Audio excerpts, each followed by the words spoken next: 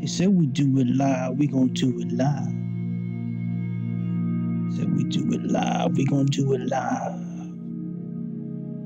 Do it live tonight, yes sir.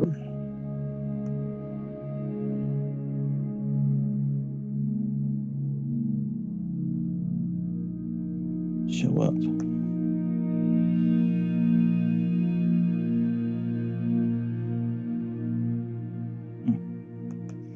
That streams that shows up like that. It shouldn't show up like that on my end. Yes, sir. We live on a Monday night. On a Monday night, yes, sir. Oh my God, look at that. Oh my God. YouTube is dangerous sometimes. Good Lord. Hang on a second. Let me make sure I'm live. Let me make sure I can hear my voice. Can we hear it? Oh, I can hear my voice. Yay! Maybe I'll cross over 300 submariners tonight. Let's get me over 300 for tonight. That'd be cool. That'd be real nice. Welcome to Monday Night Flights, all my beautiful, fine aviation enthusiast friends. Welcome back to the Airplane Show. Yay! We're back on this here Monday night. I'm off of work tomorrow. I took a paid day off. So we're going to do a celebratory Monday night flight because I'm off. And we're going to see if the screens work in America. Because last time I flew this jet right here, this Cessna Citation Longitude, all the screens went out. It was a sad day. Sad. It was a sad state of affairs in my household that day because all the screens went out.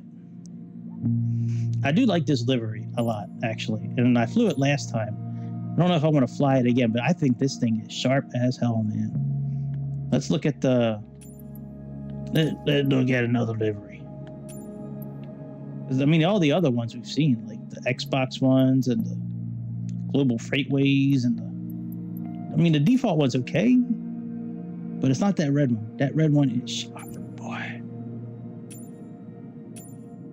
Actually, this one's not bad either. This Cessna, this base bitch one, I kind of like how it says Cessna Longitude on it. I don't know which one to do. I like that one, and I like this one. But this one doesn't say Cessna, like Citation Longitude on the sides. It's just cool looking. Oops. Yeah, man, I don't know. Well, I did the red one last time, but I think that was a practice flight. I don't think I recorded that. All right, we're going to do the base one because I like how it says Cessna Citation on. Oh, come on, Greg, let's get with it. All right, let's go pick out our airport. All right, we are leaving from Las Vegas. We don't need to type that in. We can find that right on the maps. All right, Las Vegas. And what runway am I supposed to be taking off from tonight? I mean, it's going to be a little bit of a long flight. One right. So that's down here, I think. One right. Yeah, one right. And this might be the private jet parking lot. I'm going to think that'd be the private jet parking lot. I've never been to this airport. Actually, I've never been to Vegas before. I got family lives out there too. I just never been out there before. All right, we're going to do 197. And I don't know which way we're facing, but one right is down yonder. We'll see if that's what they want us to fly out tonight too. Let's make sure live is on. We got live levers. All right, very good. All right, let's get out of here. Hopefully all my screens will stay on tonight, hopefully. I don't want to cry on YouTube tonight. I'm a grown man. I shouldn't be crying on the internet. Would you think any less of me if I started crying live on stream tonight? Would it really be that surprising with all the issues I've been having with Microsoft Simulator lately? Would it surprise you if I just started crying? Oh, poor you. I always think of, I don't know if you guys ever seen The Sopranos. I always think of Tony Soprano's mom. She's like, oh, poor you. She was the greatest on that show. Poor you. All right, let's get our co-pilot involved. Even though we don't really need it, let's get him involved anyways.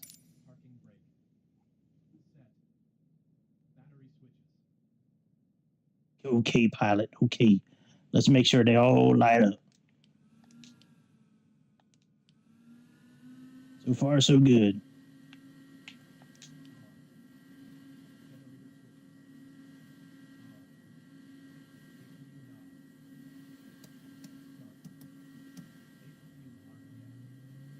I hope that since I don't have any of the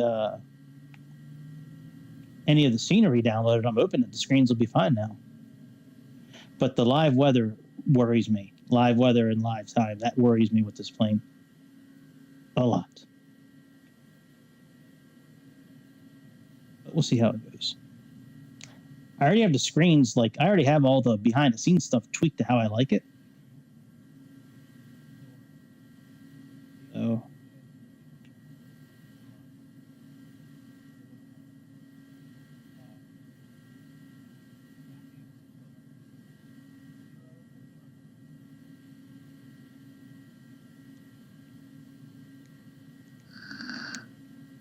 I just love the way this plane looks, like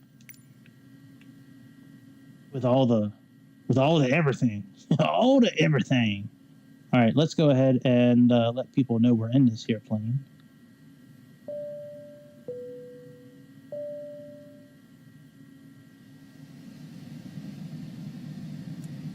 Arm those lights.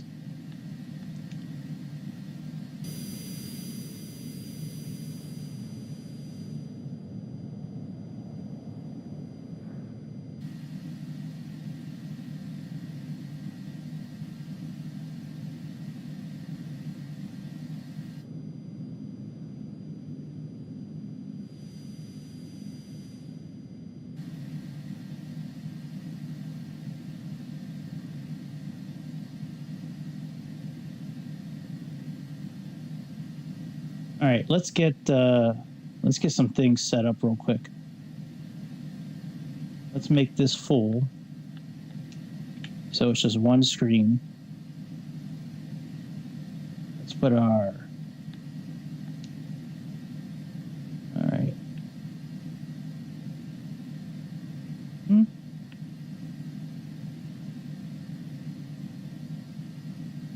That's okay.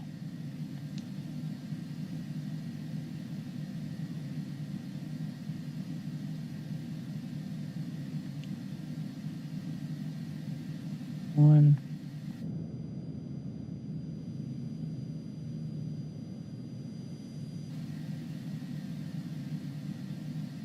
All right, that's good. Let's go ahead and get our flight plan set up. So we are leaving from Las Vegas.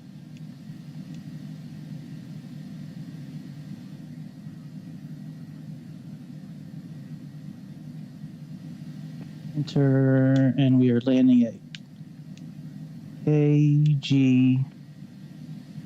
Okay.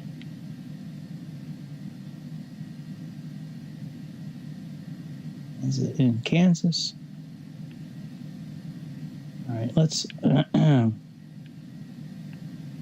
see what they want us to take off from tonight. Hopefully it's one right.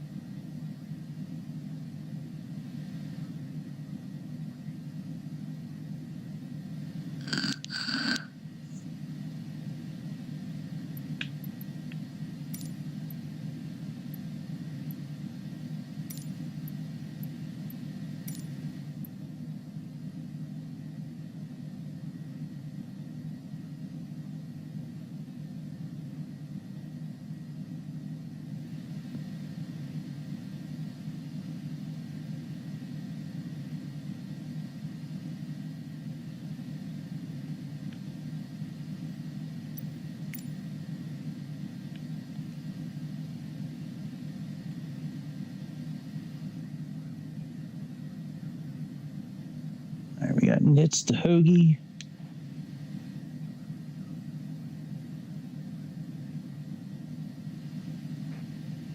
Six right. See what that thing looks like actually. Oh, all right, that's not bad. Let's zoom in a little bit.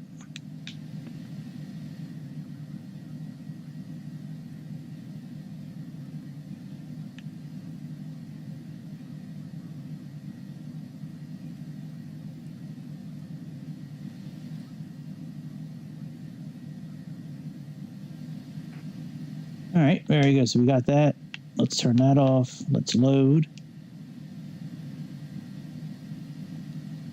And from there, we are going to... Where's my flight plan at? We are going... We got Hokie. All right, let's do ALS.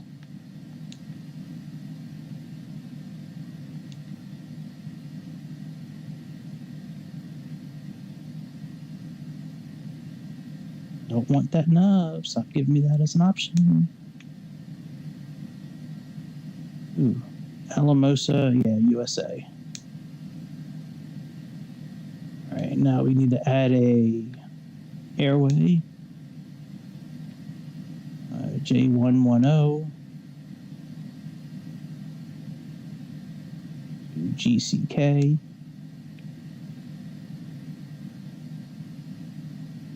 And then we are, let's go to procedure. Let's do approach is ILS 35. That is correct. You're doing CAC2. Minimums are, let's say here, 200. 200, all right, 200.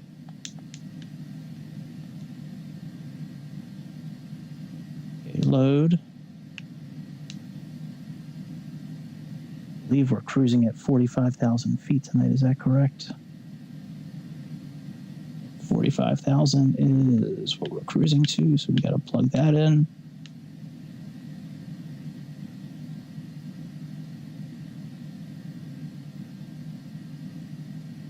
Okay, let's see here. So when we leave,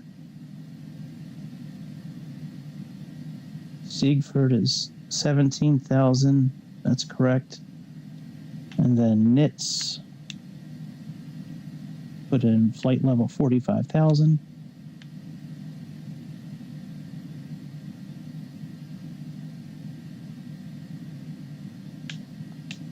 Enter.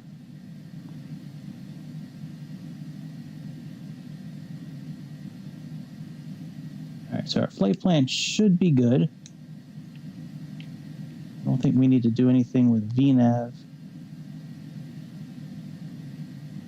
Climb, cruise, descent. All right, very good. Let's set our weights and all that. Let's go up to, let me take care of a couple of things here. So we can do that. We can get rid of Navlog since we're not doing a bush trip. And we can get rid of the VFR menu since we're not doing a bush trip. Come up here. And according to the OFP, we have 2530 as our fuel block. All right, so that's a little more than we... That's okay. And our takeoff weight is 14. All right, so that looks about right. Our takeoff weight, according to SimBrief, is 14, and we're at 14.2. So, all right, very good. So what we're going to do now is... Now, a lot of the behind-the-scenes stuff I've already kind of, like, fixed and set up along the way, but... All right, set empty, payload, let's say we have... let's say we have 4 passengers tonight. Let's say we have 6. And the cargo is, say, like 500 pounds.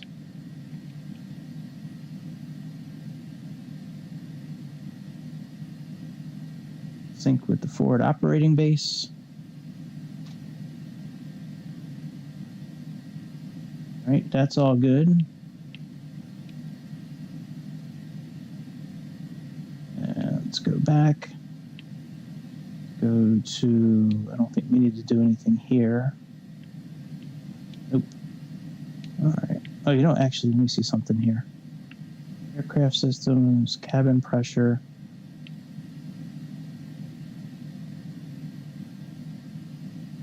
I would just do normal. Landing elevation. Yeah, okay, that's good. Yeah, just leave that on normal. Exterior lighting, navigation on, beacon on, pulse with TCAT. Okay, that's on.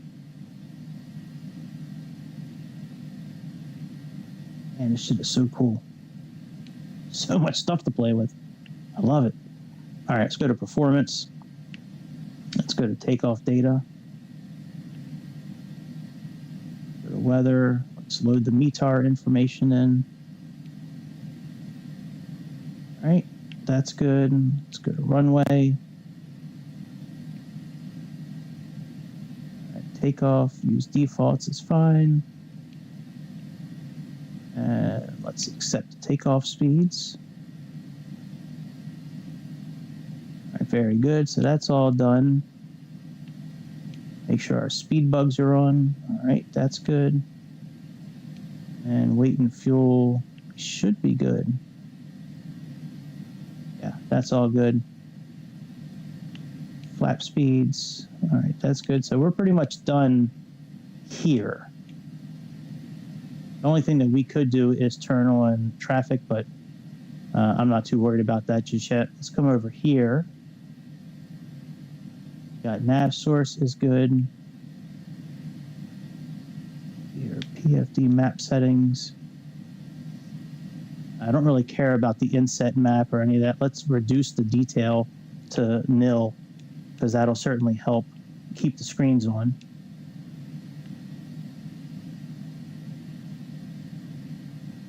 Okay, that's fine. PFD setup. Horizon heading, yeah, that's good. SVT. Turn the terrain on, and UTC time is okay. Very good. And we got that. Let's turn on, oops, let's do FMS1. Very good. All right, let's set our METAR. Info, and according to SimBrief, it is currently 3023.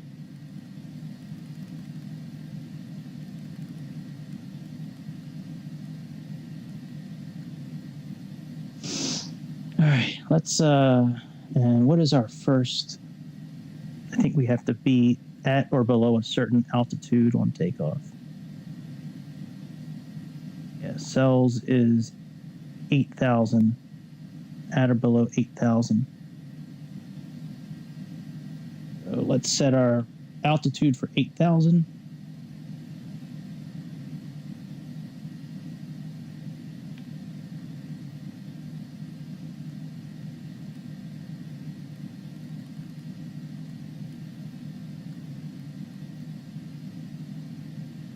Very good. All right, let's get our engine started up.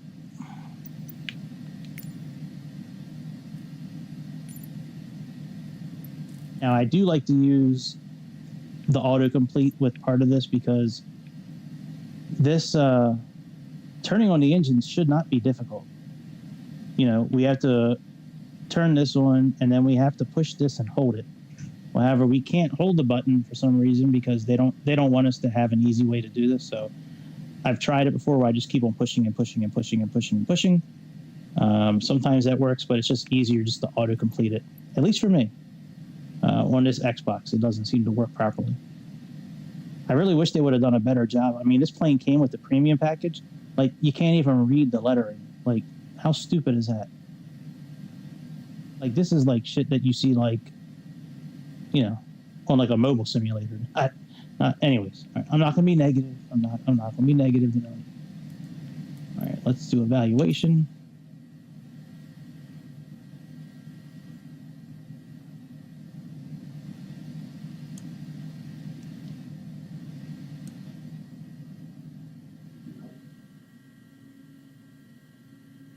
Let's just autocomplete that.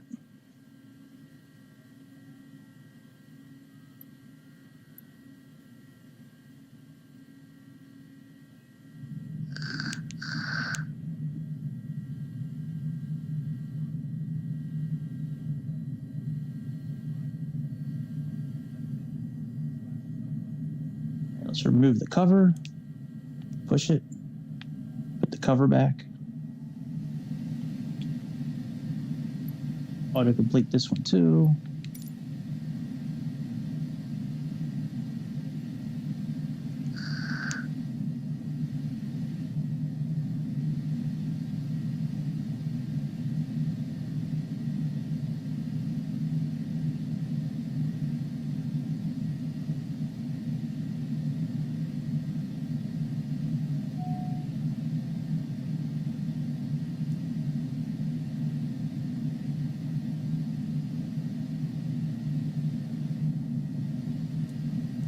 All right, so that's all done. Let's go ahead and see what else it says here. Park and brake. Now, we need to get the stabilizer. We need to get this out of yellow, so we need to adjust our trim. So I can do that with the controller, so let's move this down. It's out of yellow. If you don't do that, you can still take off, but this is always going to say no takeoff. The no standby data is this button here. That's good. And bus tie generator, where is the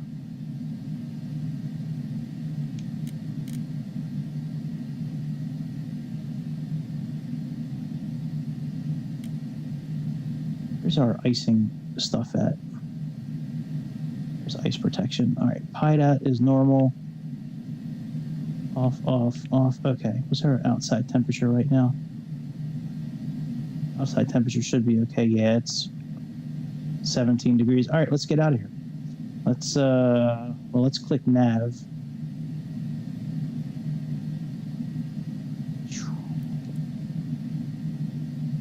I'm not really sure what the climbing speed is on this thing. I forget, but we'll figure it out as we go along.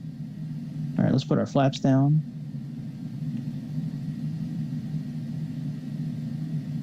And I don't think we need to announce to anybody that we're leaving, but we'll check anyways. All right, let's put the tail light on. Put our taxi lights on. And let's see if they asking us to do anything. Those guys better watch out. I don't want to run them over. Oh, you know, I could probably back up, actually. You can back up in this simulator.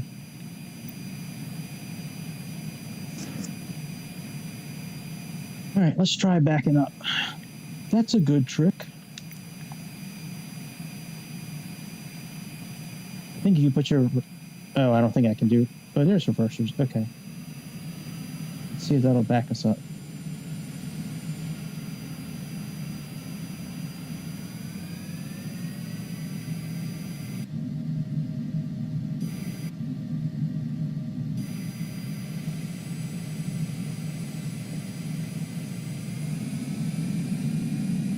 Some planes it works. All right, this plane it doesn't. All right, no worries. It was worth a shot. Let's get pushed back because I don't want to risk running into that truck there. Knowing the simulator, it probably would hit it. And anyways, let's just do the pushback.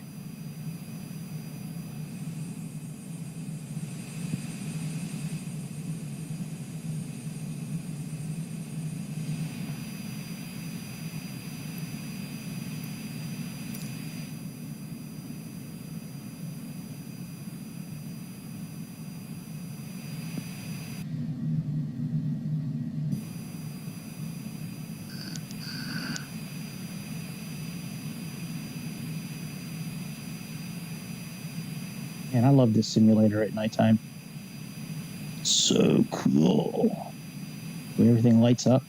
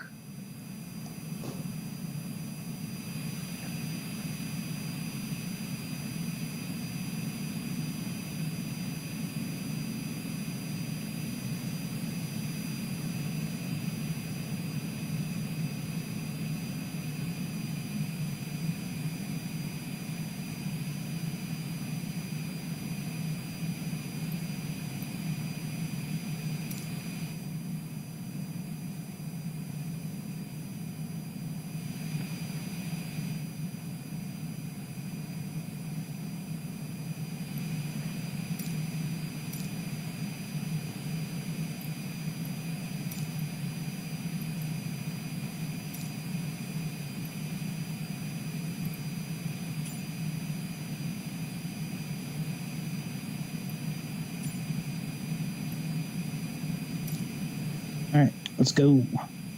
Parker brake should be off. Yep. But I get so nervous when I go back into the cockpit that the screens are going to be off.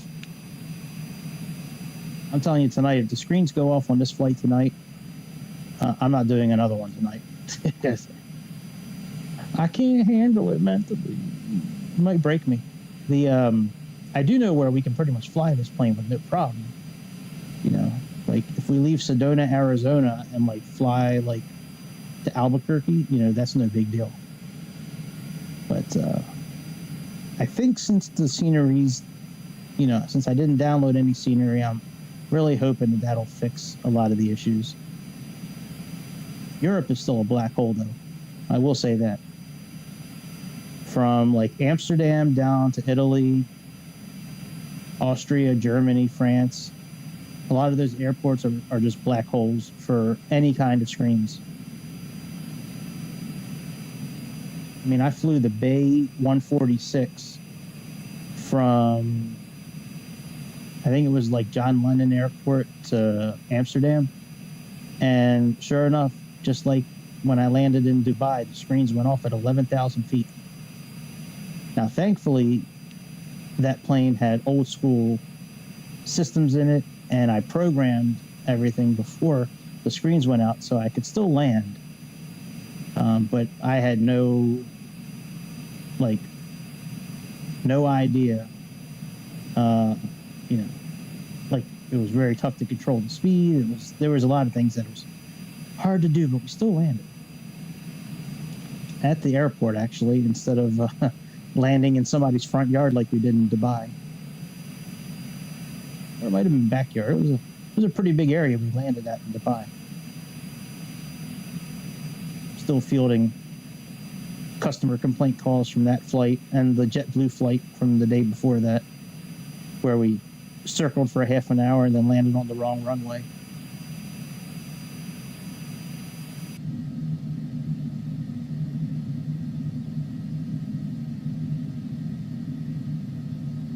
If I knew we were taking off on 26 right, man, I wouldn't have parked all the way over here.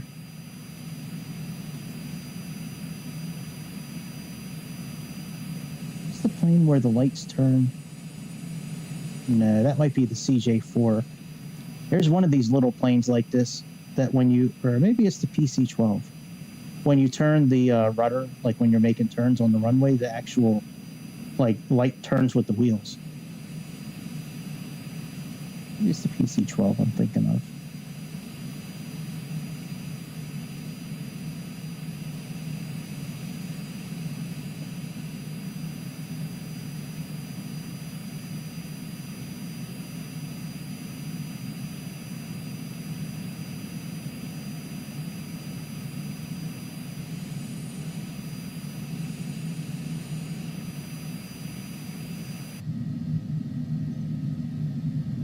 Should probably turn this system off here that shows the actual ground, but it's so cool though. Like I want to fly the planes with everything working like it used to be. How it was for a long time. up until they changed a few things. And now it's hit or miss. Seemingly with every plane nowadays. Not just these, like high-tech ones, but like every plane nowadays seems to have some sort of issue now, which is bad. Takes away from the fun of the game, always wondering and worrying if, at least for me it does, always wondering and worrying if it's going to operate properly. Never had to think about that before like 2 weeks ago.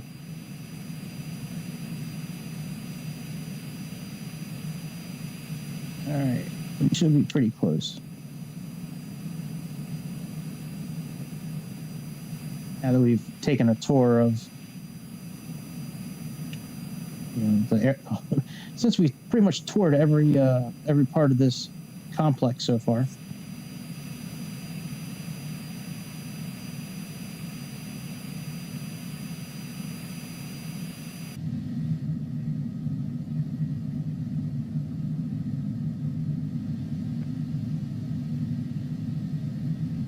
Wonder if one of those V speeds is our climbing speed.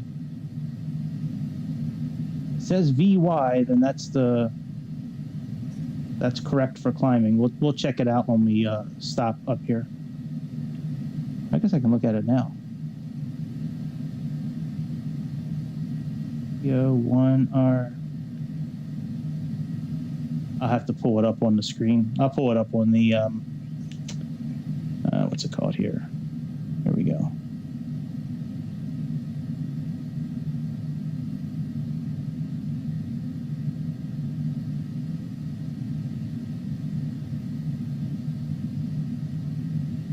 Yeah, I don't see a climbing speed. I think it'll do it automatically. I think when we click flight level change or VNAV, I think if we click, is it VNAV? No, we're going to arm VNAV because VNAV will stop and start us. So, like, we have to be under 8,000 feet at a certain point. If we're in VNAV mode, even on climbing, VNAV should stop us at those altitudes. And then to go again, we just have to click flight level change again, and that'll take us back up to the altitude we have programmed, or the next one on the FMS system.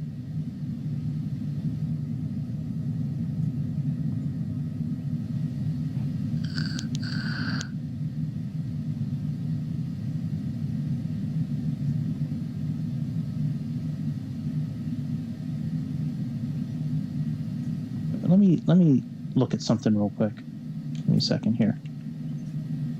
Let me change. Boy, I hope the screens don't go out. Let me turn the SVT off because that really makes me nervous, having all that going on. I want to know where the traffic system is on this plane.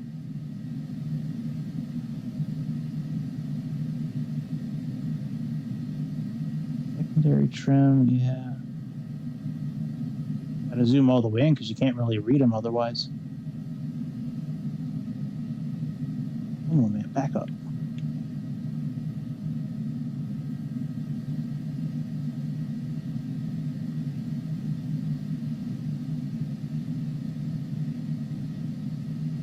It's air. Yeah, that's that. Electrical generator, external power. Utilities. I don't, unless it's not going to be that button. No. Utilities. This is under here and I missed it.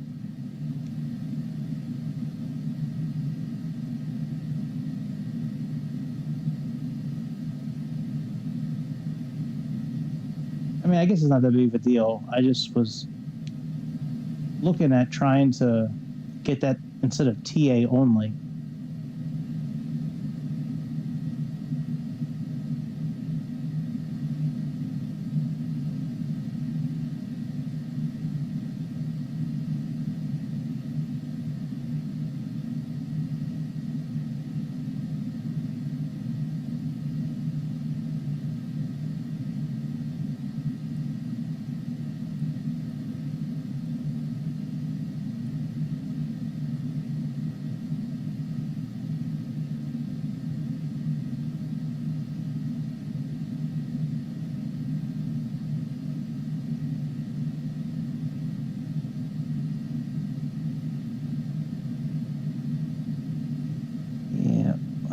don't see,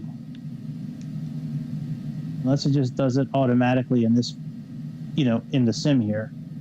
But I don't see anything to switch the traffic, on or off, really. I mean,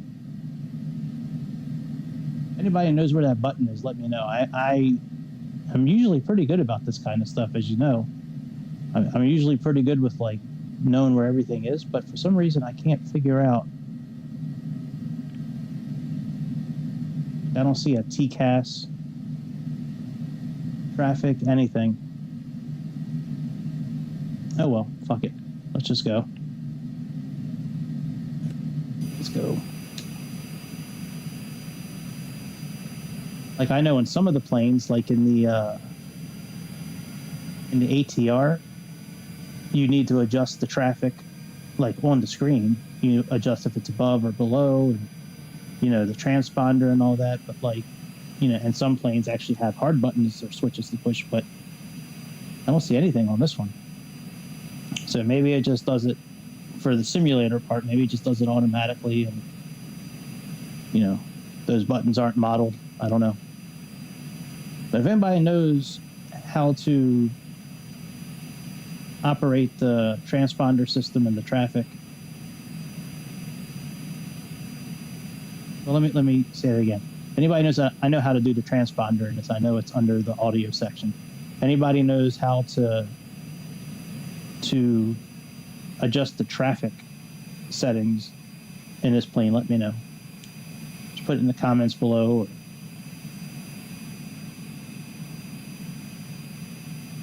I don't know why people say put it in the comments below. That doesn't make sense to me, actually, because the comments are always below. Like, why do they need to say below? I don't know. One of those things, I guess.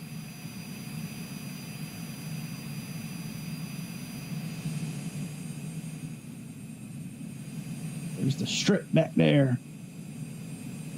There's a lot of money floating around back there, that strip. Las Vegas Strip.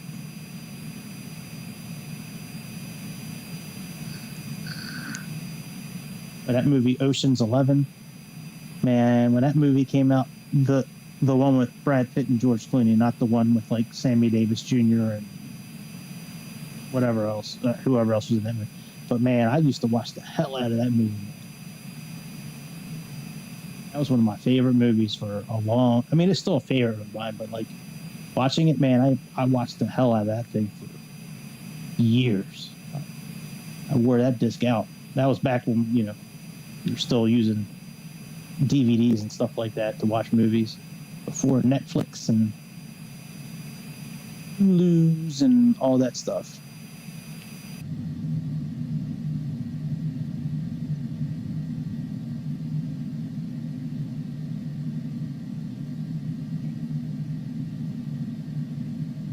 I'm short.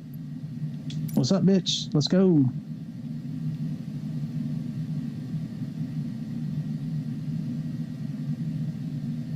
Is it really going to make me go all the way up to the line?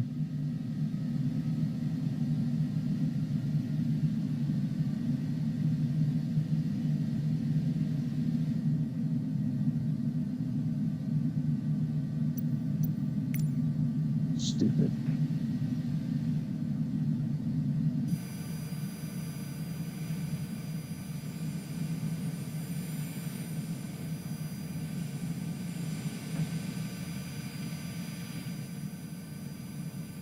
Why are the arrows going to the left when we have to go to the right here? What the fuck?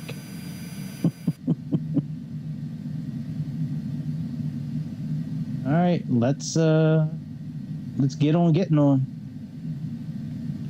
Let's click VNav and flight level change, and let's go, bitch.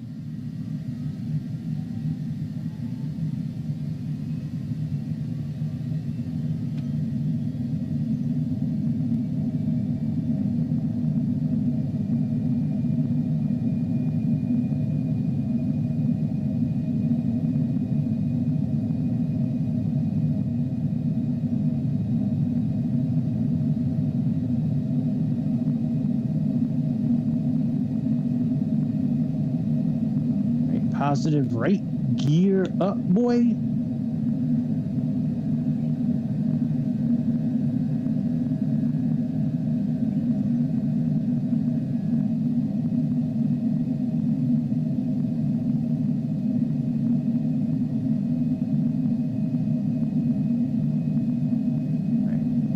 Autopilot's on.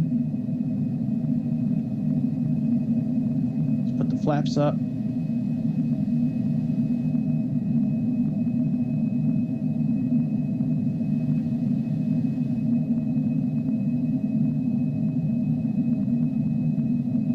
Oh, you never put our landing lights on. Should we do it now?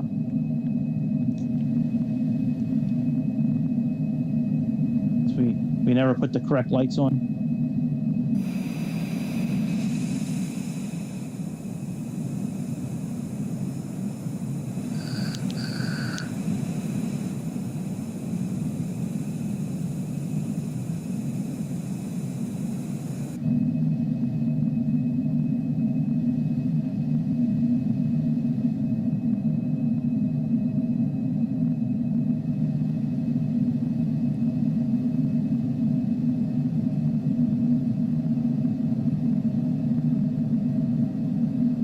Do you see how it's in pink? That's, oh shit. I didn't realize we were going so fast.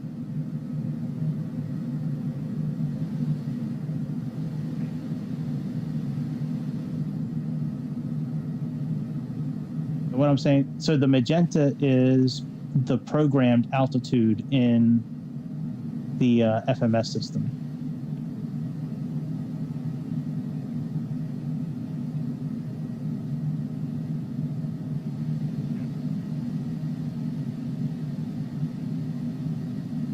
And what we can do is we can put this up to 17 because that's the next, well, 10 is really the next one, but we can put it up to 17, that's okay.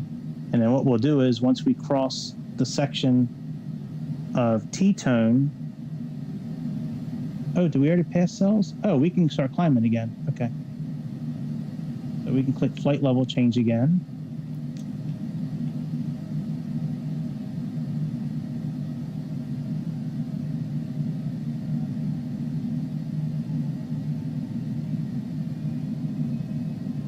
Go back up to 17,000 feet. Well, we can go to 17,000 feet. We're not going to go back to it. We haven't been there yet. Right, let's turn off landing lights.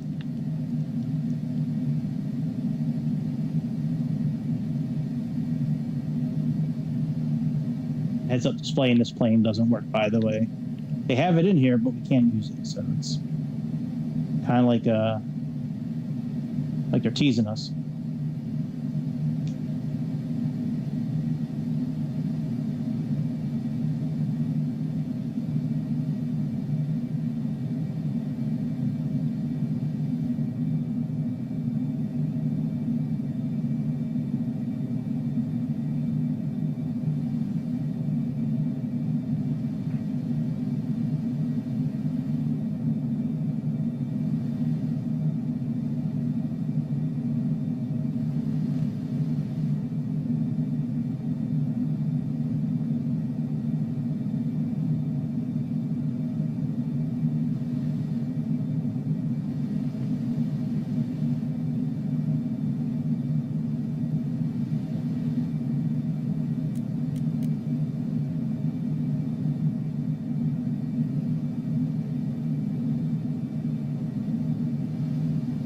$10,000 feet is what's on the instrument, the departure chart.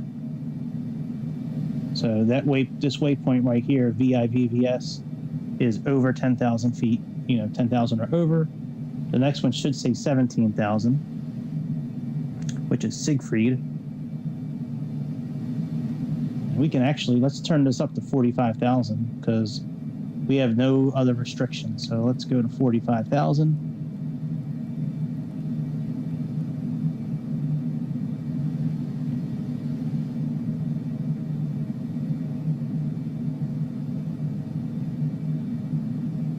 3026.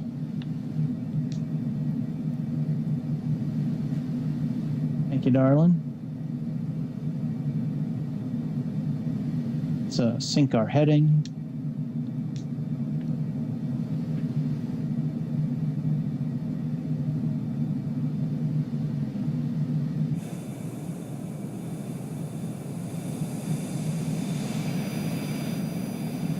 I guess choosing the livery where we could read the citation longitude on the engine, I guess it really doesn't matter since it's dark outside. Or choosing any livery for matter. We can't see shit. All we can see is a little bit on the tail. All right, let's get ready to do standard pressure.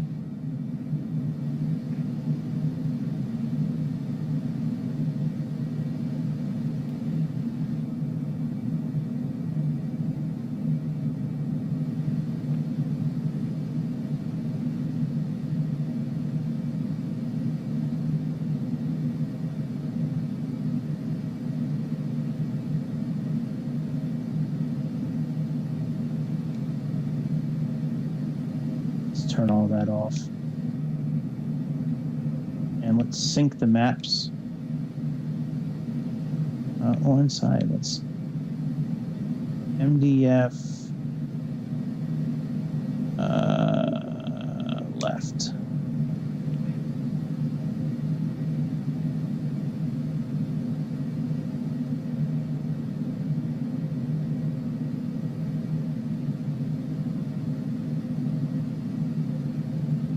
Aviation, that should be fine. Let's do north up.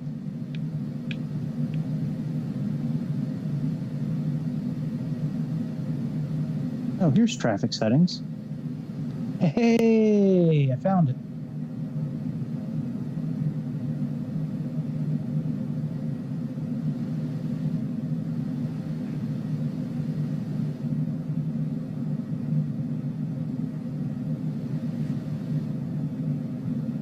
I found it, yay!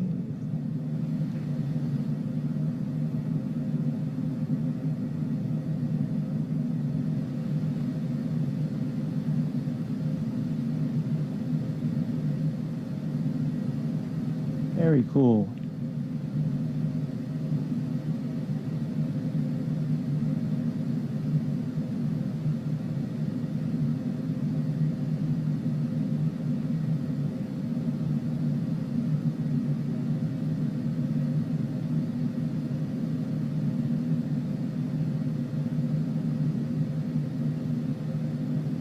Turn the APU off now.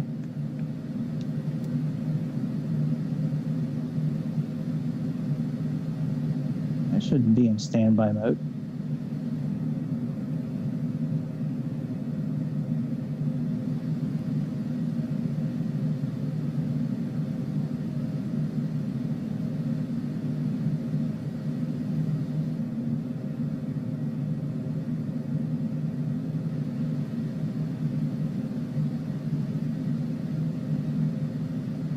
There we go. Now it says TARA. Very good.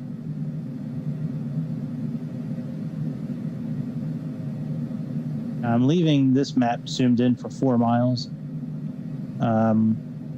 Maybe I can go out a little bit, but I read that if you leave it like 5 miles or less, it's less of a chance of it crashing on you. So I don't necessarily agree with that because the map's moving a lot faster when you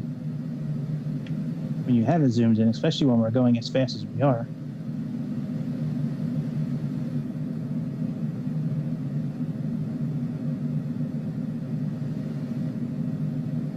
I might turn off the ATC for a while. This shit is annoying.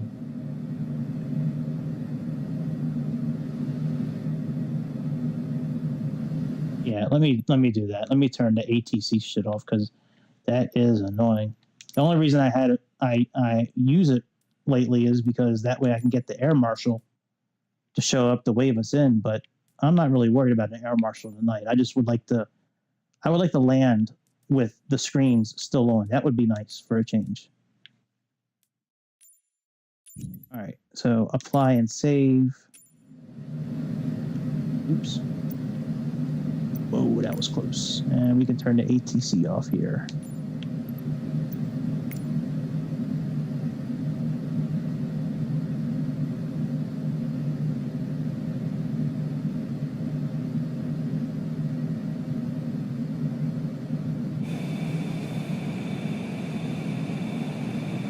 We'll speed up a good amount once we get to our cruising altitude. We'll start speeding the sim up a bit. We got 284 miles to ALS, and then from ALS to the airport's another, I don't know how many miles that is. It doesn't say on the, but it looks close to the same, so we got a little bit of a ways to go tonight. And the only reason I chose this flight is because it's this airplane flying right now. You know, I try to match the flights with what they do in real life. So this plane is probably, if you pull it up now, TIV, like Tango India Vector 0710. It's probably still in the air. I don't think it's landed in Kansas yet. Because when I started setting this up, it was like just taking off. So there's a good chance it's still up in the air, still flying. Maybe we should turn off live weather. Actually, let's do that. Because I would kind of like to see the ground. Like, it's no fun looking at pitch black. Not that there's anything wrong with black. But in the flight simulator, it's All right, let's pause the flight and let's change the weathers. Well, we don't need to change the weather. We just need to not have real time.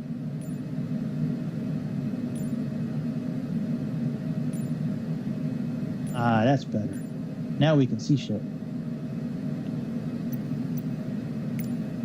And we can turn the seatbelts off and the floodlights.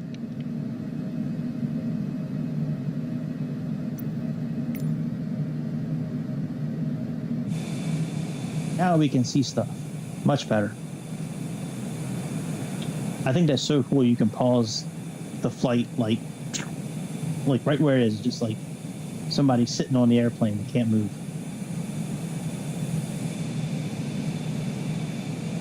Man, that's no fun staring at a black screen for 2 hours.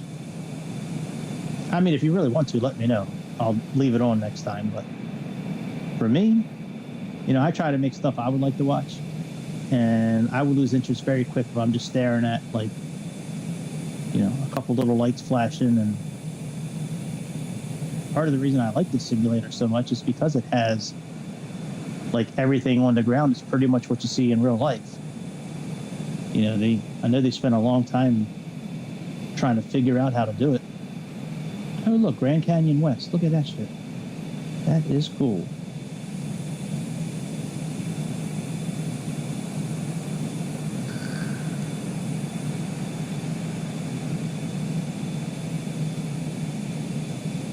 I'd love to be a pilot for a little plane like this.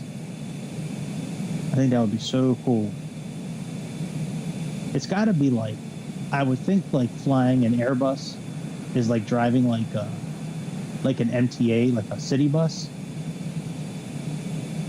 I would think, so this is what I think. Like, I think like if you equate airplanes to buses, I think like an A320 or a Boeing 737 is kind of like a city bus, right? Then you have like the Greyhound, the charter buses, the upscale, nicer buses. I think that would be like the A350, the Dreamliner. You know, I think this right here is like getting in a Lamborghini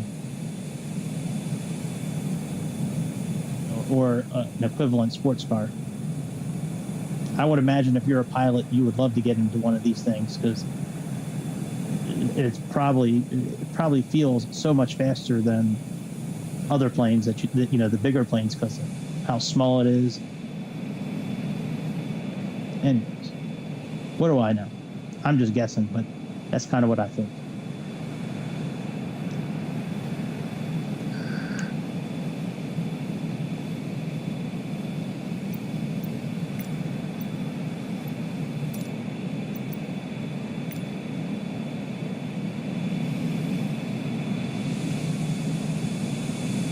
see the citation longitude.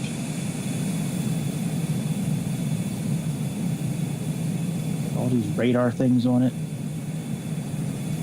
Well, it's amazing that each one of these little things sticking out is something for one of the systems. Like under here. Radar, weather, traffic.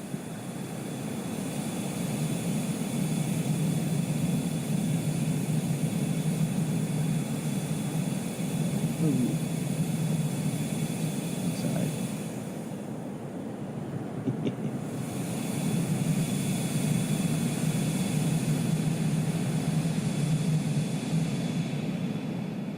I tried one time from this outside view like this.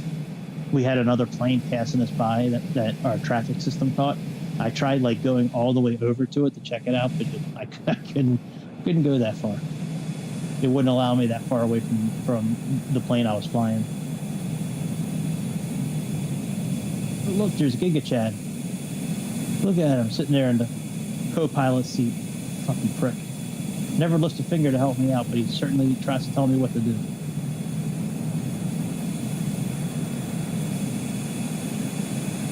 That's actually his name on his badge. It's Giga Prick Chad.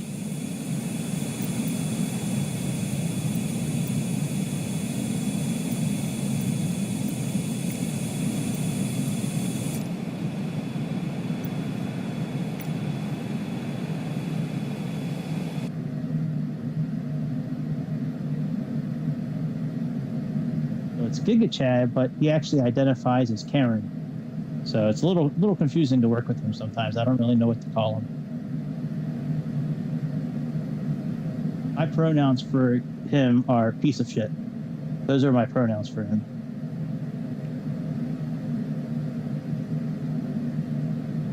All right, we got about 10,000 more miles left to climb until we get to 45,000 feet.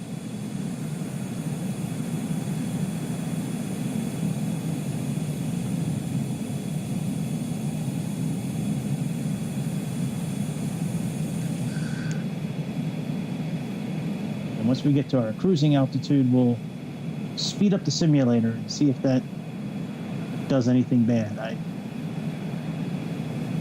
I went up 3 times speed last night on that Mitsubishi flight.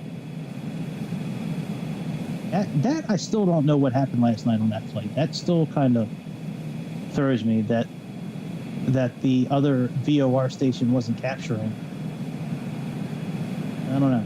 And the fact that it wasn't capturing the localizer either, that I had to click track first and then capture made no sense to me. But we found it out last night, so we're not going to make that mistake again when we fly that plane. When we're coming in for an ILS landing or a VOR landing, you got to click track first.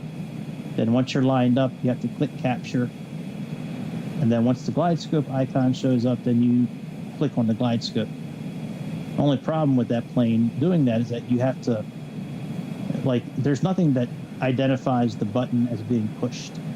Like, there's no light that shows up. There's nothing on the dashboard that shows up. So what I was doing last night was I was actually moving the camera and getting eye level with the button so I could see if it pressed. so I knew which one was pressed. But yeah, that plane's a lot of fun to fly. I like flying that MU2 Mitsubishi. That thing hauls ass, man. That's a fun plane to fly. And I like that it's old school, dials, and it's nice. It's nice for a change. I mean, don't get me wrong. I love flying something like this too. This is fucking dope. As long as everything works. So far, so good with everything. I'm gonna knock on some fake wood that I got sitting here. This MDF particle board, night table type stand that I got here. I'm gonna knock on that.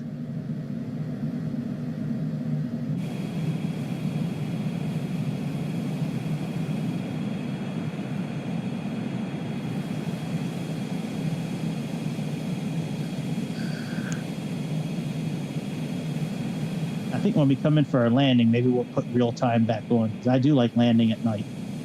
I think it's so cool, all the lights, how they all light up.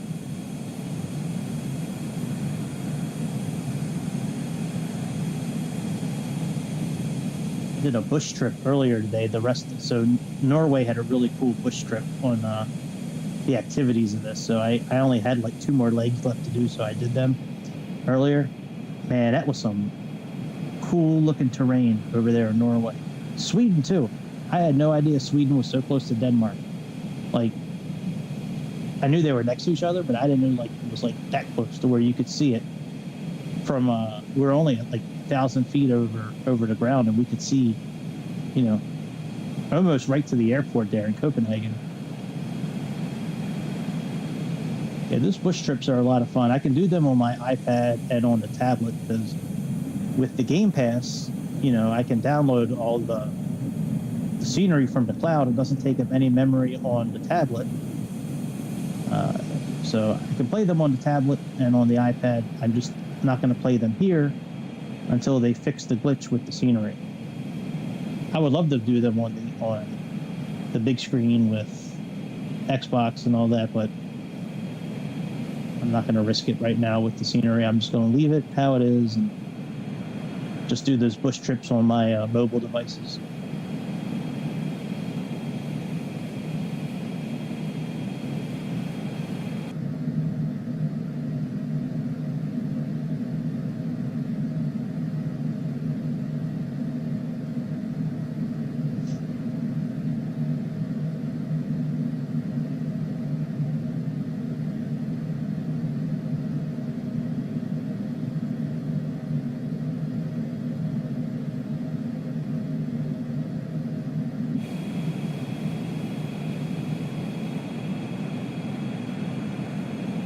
Almost at the top of our descent. We got about 6,000 miles left until we get to 45,000.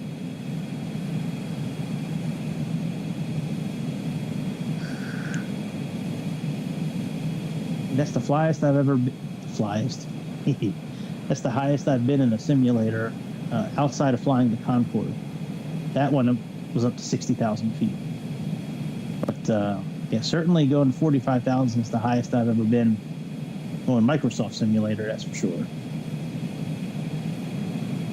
I'm real close to getting that Concorde, actually, on the simulator here. I think that would be pretty cool. I'm just still looking into it because I think it might be a pain in the ass to fly with a controller. I think if I had a keyboard, it would be a lot easier. But, you know, those old planes where they had the engineer seat, you know, it's tough stuff. You know, when, like, moving the camera all around the cockpit, it's very easy to mishit a button and turn off the autopilot or do something when you're swinging around the cabin with the controller. But with a keyboard, you can, you know, program the keys. So maybe if I ever start using a keyboard with this, maybe then I'll get that Concorde.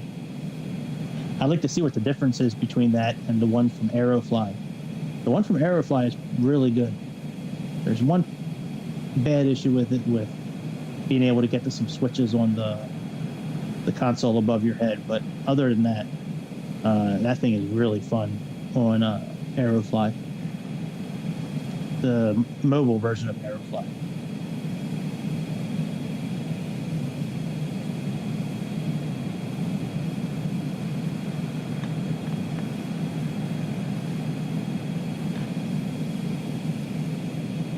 I would say in real life, we are probably flying over.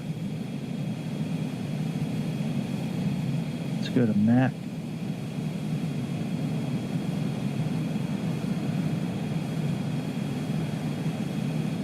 We're probably over Arizona right now, I would think.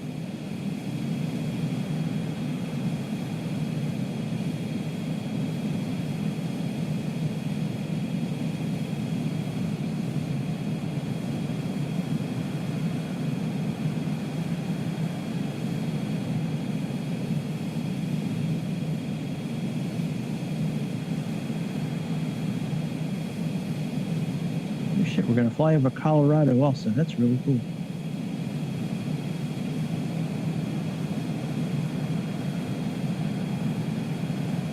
It'd be nice if anybody from Navigraph is listening, when you click on the world map, it would be nice if the outline of the states was available.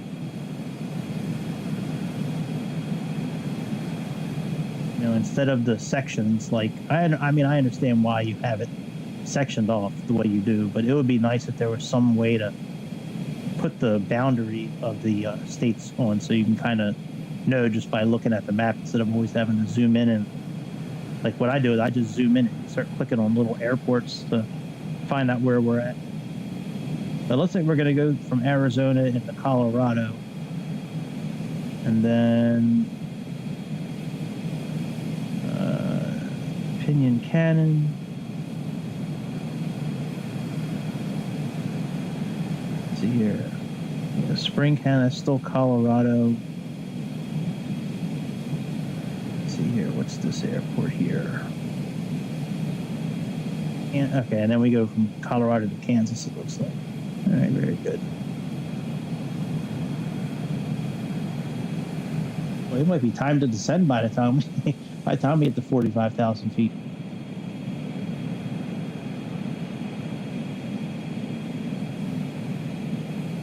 Still a pretty good rate of climb, though. This high up in the air, still doing about 500, vertical feet per minute.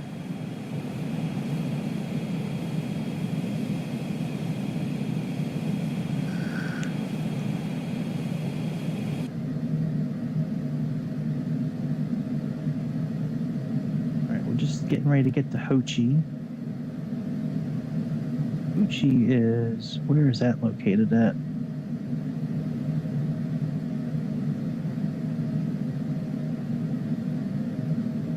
No state around, so I really don't know where it is, but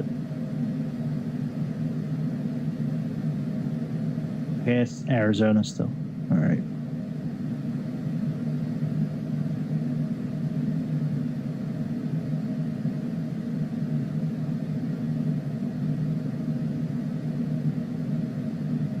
Well, you know what? Actually, if you look at the sectional maps that so Navigraph just made available the sectional charts for the continuous U.S.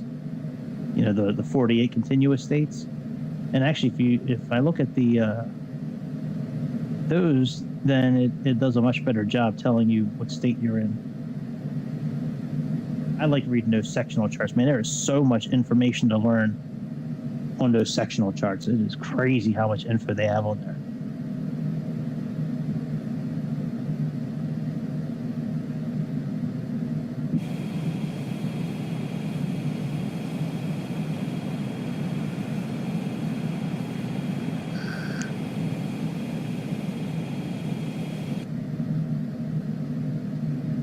All right, let's get rid of this traffic map because there is something I want to put on here that I have on the CJ4. I don't believe I set it up on here yet. All right. Map settings.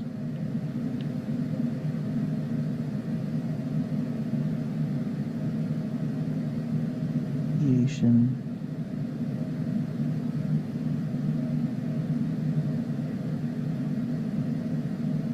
There we go. That's what I want.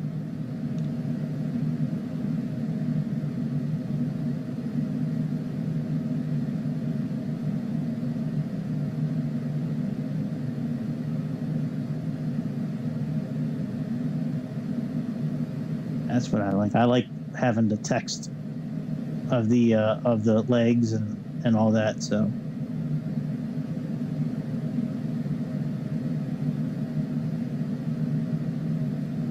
Let's top off it. Oh, we already got the cruising altitude at 45,000. We'll just leave it at. I want to change the cruising altitude, actually. All right, let's change this to 43,000. Let's just do it 43.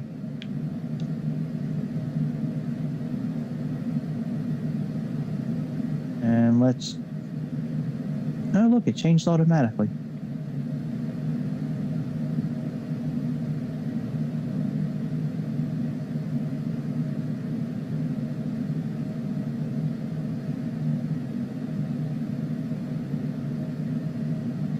All right, it changed it. Very good. Yeah, we'll just leave it at 43,000 because I want to start speeding up the simulator. And I don't like speeding up when we're climbing or descending or making big turns, especially with the system that Microsoft has. You know, if it was the PMDG one, that's a different story. But the one here from Microsoft. All right, so let's. I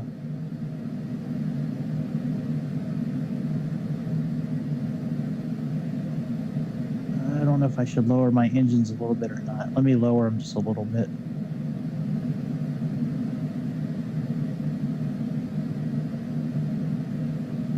I don't want to speed up too much. I mean, another 10 or 15 knots is no big deal, but I don't want to go too much faster. All right, let's go ahead and hold down the right thumbstick, push forward once, push forward again.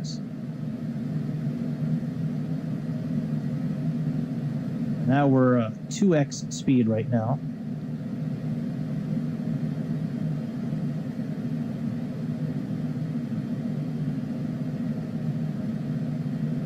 I went 3x speed on the MU2. I don't know about doing it on this one. I guess we could, since we still have about an hour until the top of our descent. Shoo-wee.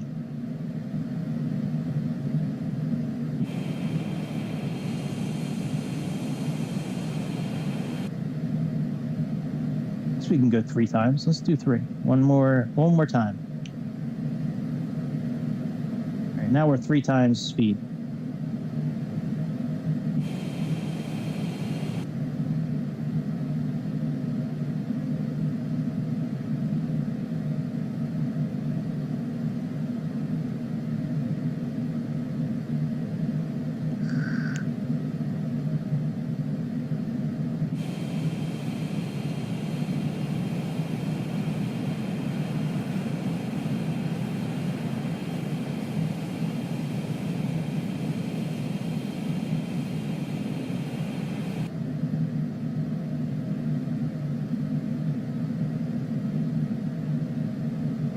So far, so good. Handling 3x speed pretty good. It's really taken a good chunk out of the time to the top of our descent.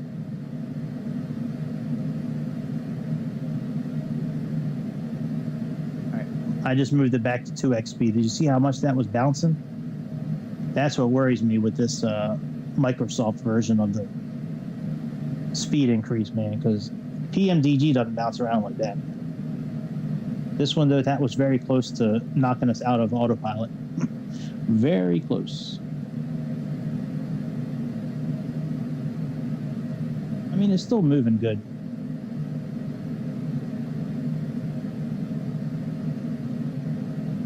I knew this was going to be a long flight. Yo, what's up, Freeze? What's good, bro? Good, bro. We're just sitting here at 43,000 feet going 2 times 2x speed right now. Extra large speed. Extra large, actually. I had it at 3x, but it almost knocked us out of autopilot, so I'm going to leave it on 2x for as long as I can. We still got about 40 minutes left, according to that, till we can descend. Oh, you know, I'm playing on Xbox. I'm just using the controller right now. I do use a mouse every once in a while, like setting up FMSs and things like that. But now I'm just using the Xbox controller. I was just talking a minute ago about getting a keyboard. I think I am going to get a keyboard and learn how to use the keyboard with this. I think doing this simulator would be a lot easier with a keyboard. A lot easier. From what I've seen, looks like it'd be a lot easier.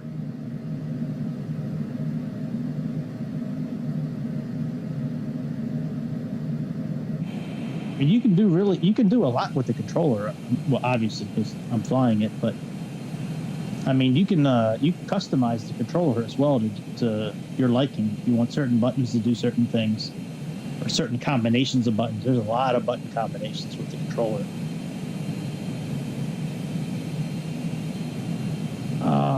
so lucky, man. I was just talking about that last night. How, ooh, I think that's a plane down there. Yep. It looks like it's got police lights on it. I was just talking about that last night, how it'd be so much easier to, like what I was trying to do last night flying this plane, if I had an actual like yoke and throttle to, yeah, man, that's awesome.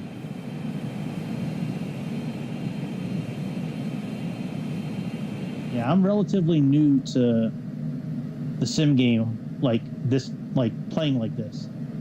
For many years, I just did Aerofly and X-Plane on, iPads and tablets, and so I'm relatively new. But yeah, I mean, if I get the extra money, I definitely want to get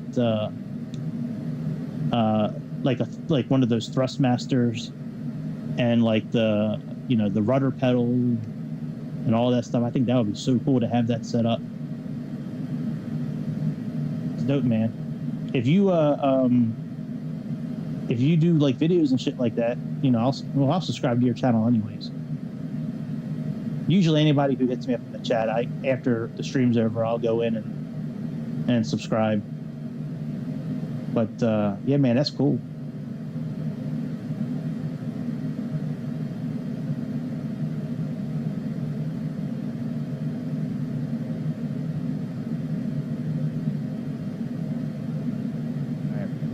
I think we're okay to leave it sped up going into this little turn here, because it's not that much of a turn.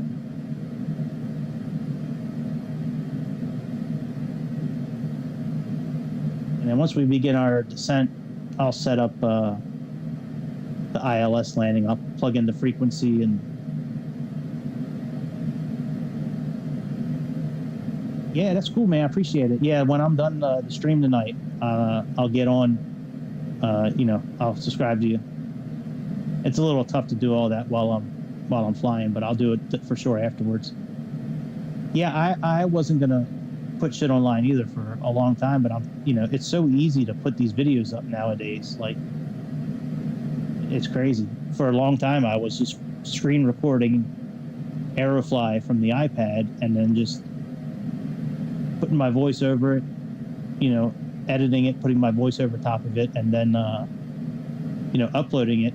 And now what I do here, in order for me to be able to use my headset for Xbox, I have to stream to Twitch. So then I just stream to Twitch from the Xbox and then just screen grab it from OBS and put it on YouTube. It's pretty simple.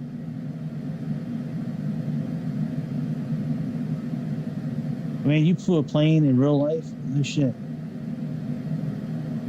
Man, that's awesome. I would love to fly a plane in real life. I know if I hit the lottery, if I win the Mega Millions or the... here's more airplanes, I think. If I do win the Mega Millions or the Powerball, I'm definitely quitting my job and going to pilot school. For sure. Yeah, I would love to fly a plane in real life. I'm sure it is scary as crap. Like the first few times you do it.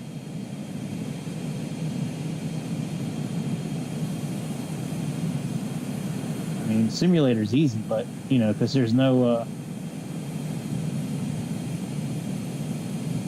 Yeah, that's what I'm like, I don't really care if the video does good or not. I do sit and beg for subs and shit like that, but I mean, that's what you're supposed to do on YouTube. But yeah, I don't care if the video does great or not. I mean, it's so easy to put these videos up. I'm playing the simulator anyways. So, if somebody enjoys it, great. If they don't, it's okay. There's those alien circles. Perfect circles. That must be from where all the alien ships land. How are we doing on time? We got about 17 minutes left. Yeah, I definitely want to try it. That's for sure. Flying a plane. Absolutely.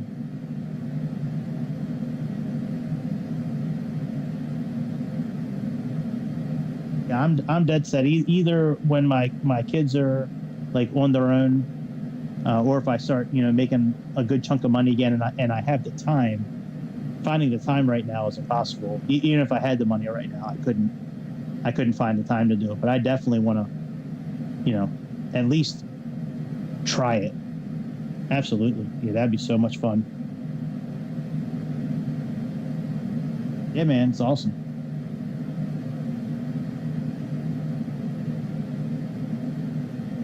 What kind of planes you fly? Was it like a Cessna Skyhawk, or was it like a twin propeller plane, or was it like a single prop?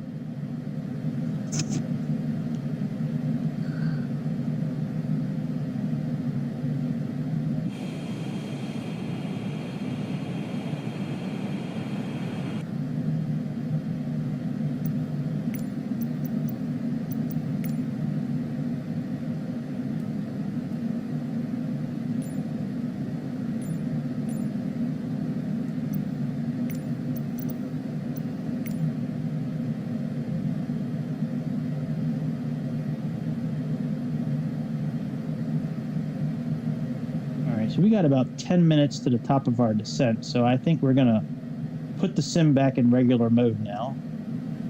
So, and one more click, and we should be in regular mode now.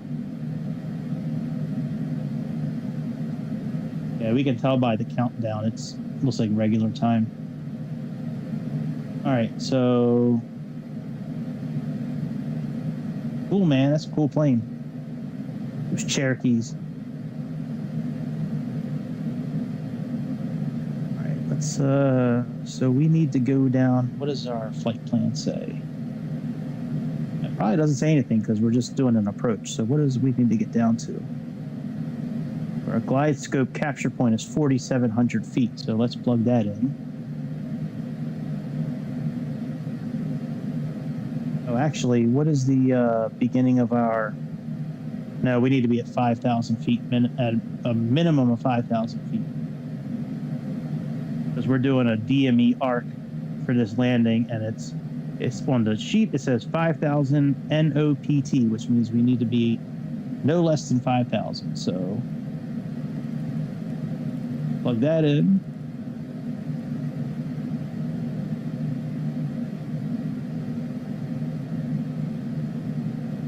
Well, yeah, you can leave it in real time if you like. This simulator, it actually does have a way of speeding it up, which I did just up until a few seconds ago. Usually, increasing like 2 or 3 times the speed is safe. Anything more than that, the autopilot may disconnect, or the wind may throw the plane around a little bit.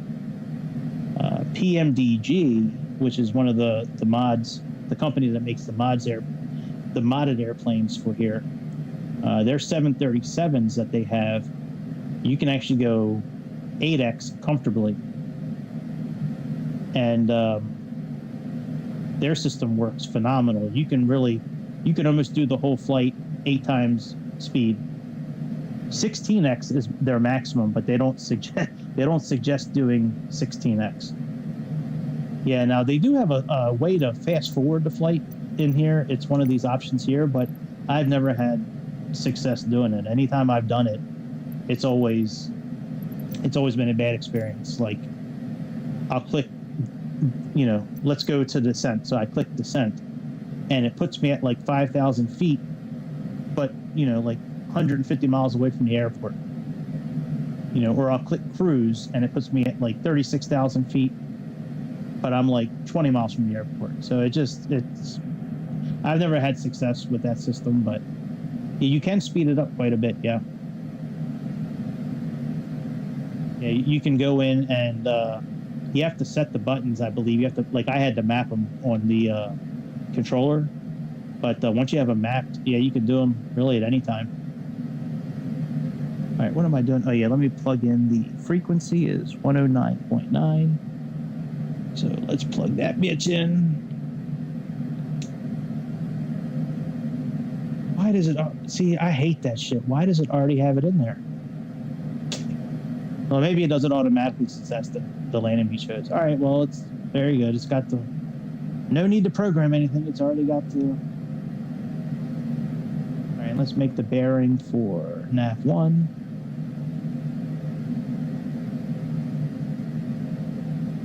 All right, nav1 is ILS, and we need to set our course. So let's do that. Let's put ourselves in heading mode. So let's sync the heading. Right, sync, let's click heading. Let's switch our nav source. And let's plug in the correct course, which is 355. All right, that's our course there. So now let's go back to FMS mode and go back into nav mode. Now we're all set. My favorite plane ever, like out of every plane ever, probably the SR-71, that stealth plane that was out for like a short period of time.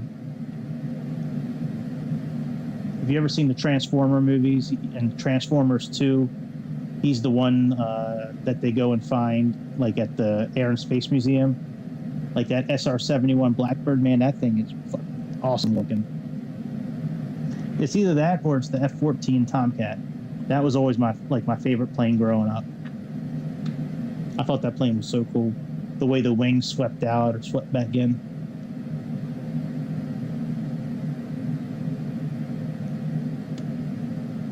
But yeah, probably those two are my favorite two planes. Like regular planes, though, I don't know. That I don't know. I don't know if I really have a. Maybe the A350, maybe. I don't know. Little planes, I really like the Diamond Air DA-62. That's a really cool plane. I like a lot of the Bombardier airplanes. I like the Falcon. Uh-oh, my screen's just flashed. Holy shit. I get so nervous around this time of the flight because this is usually when the screens will cut out. I have a big problem with my screens cutting out, by the way, Everett. So this worked flawlessly. Every plane worked flawlessly until Microsoft came out with their latest update like 2 weeks ago, and ever since then, like every screen goes blank at some point. I think I found a fix for it, though, at least for me. There's all these scenery packs you can download for like buildings and different things and make it look more realistic. Well, I did not.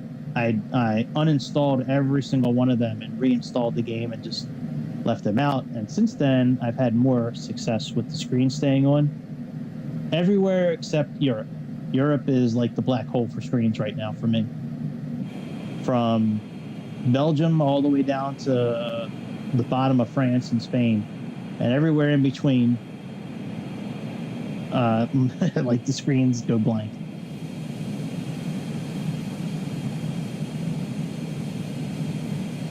Taking time, well, you know, a lot of the planes have very similar buttons.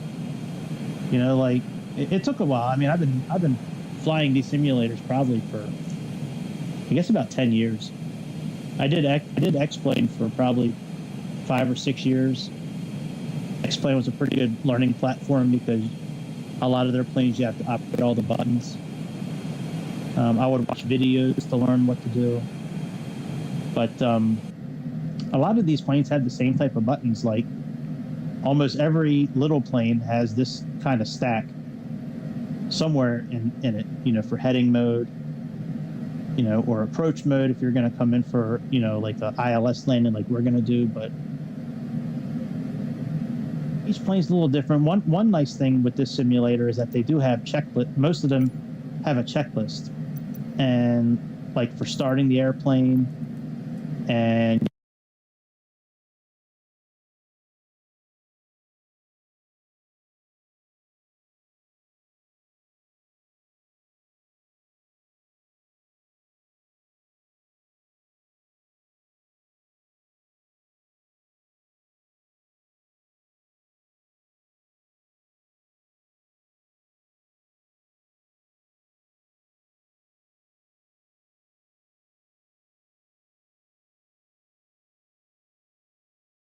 And there we go. Last time that error happened with Twitch, I didn't catch it for like a half an hour.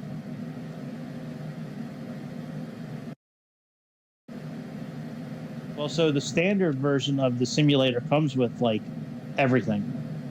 The standard one comes with the A310, which you can operate every single thing inside that one. It comes with another. It comes with an A320. It comes with a 747. It comes with a lot of prop jets. You know, I mean, it comes with a lot of airplanes. It comes with some helicopters, a lot of small planes. When you upgrade to like deluxe or premium, you get a few more little planes. I think you get the Dreamliner as well, and more airports that they handcraft. So they kind of like handcraft a lot of the big airports. But this plane is part of the deluxe or the premium package, I forget. So I wasn't going to buy it actually for a while, that package, but they had it on sale, like Black Friday, not Black Friday. I don't know, about a month ago, they were running some sort of sale. And like I was able to get the deluxe premium edition for like 50% off. So I had the money at that point, so I was like, well, let's go get it.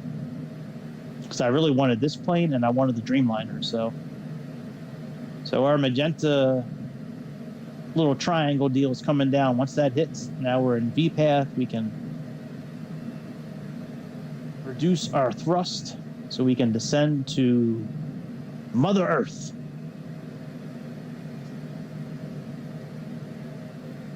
But yeah, the standard edition of the simulator, I used that standard edition for many months. It's only the last 3 weeks maybe that I've had access to like this plane and the Dreamliner. But yeah, that standard version, you can still go to every airport in the world pretty much.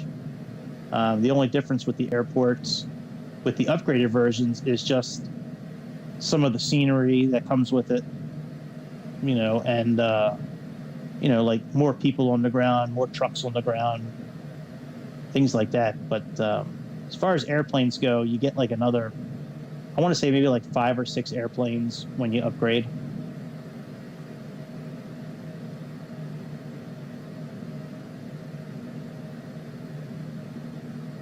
Yep, I will. I'll watch the landing. Hopefully, I will have screens to help me with the landing. If I don't, it's going to be another challenging landing. We'll land somewhere. That's for sure. We will definitely land somewhere.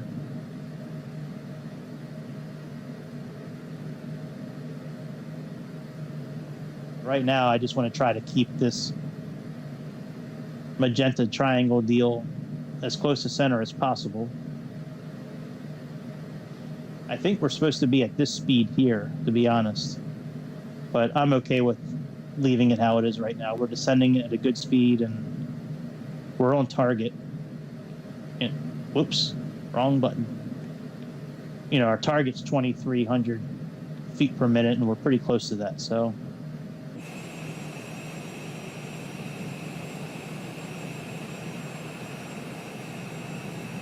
Now, if I was going to make this like real life, like I have in the title, because this flight actually is probably still in the air or just getting ready to land in Kansas City. Right now, we wouldn't really be able to see the plane because it would be pitch black outside. So I turned that part off. You know, I adjusted the time so we could actually see the ground and see the airplane. Because before, the only thing we could see was like this little part of the airplane here from the floodlights being on. So it does have live weather on those. So whatever weather is happening right now, that is in effect. Oh yeah, we got to turn the ATC back on. Give me a second. I want to try to get the air marshal to taxi us in tonight. So let's turn the ATC back on.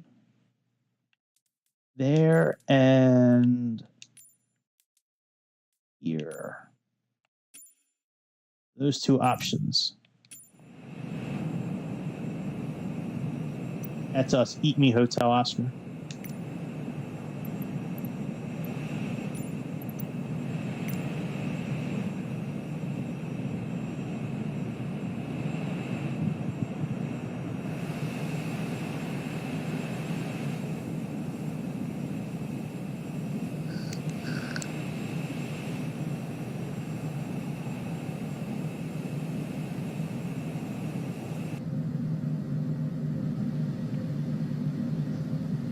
The only way I've found to be able, outside of the Innsbruck airport, so Innsbruck is the exception. I wish they were the rule, but they're the exception. Innsbruck always has an air marshal on the ground ready for you.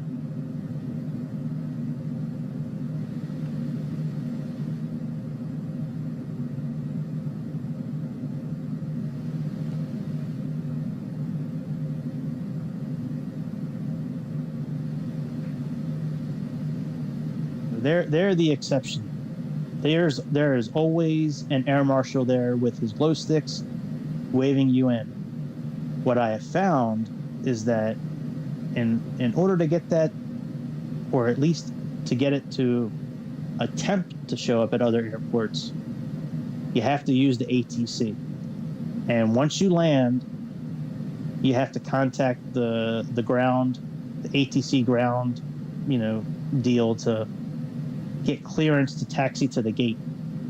And then once you get that clearance, it'll put little arrows down on the ground if you choose, but usually the air marshal is there at that point.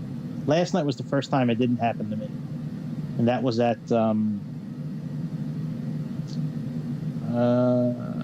Sydney. But we didn't really park at a gate though. They parked us like somewhere like, I don't know, some weird parking area. But every other airport that I've tried it at with the ATC, I've had an air marshal direct me. Now the air marshal doesn't always stop you. Like the air marshal a couple of nights ago wanted me to run them over, and at that point, even my wheels touching them, they still didn't cross their sticks. So, but whatever.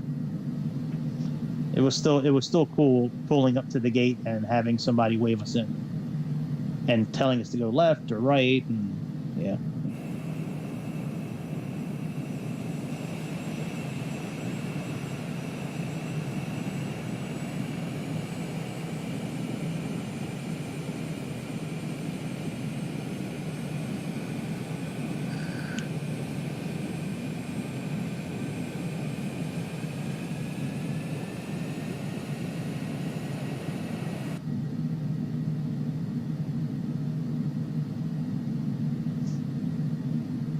Need to increase our speed a little bit. We're going a little slow. Should be at Mach 0.6 right now. We're only at Mach 0.572.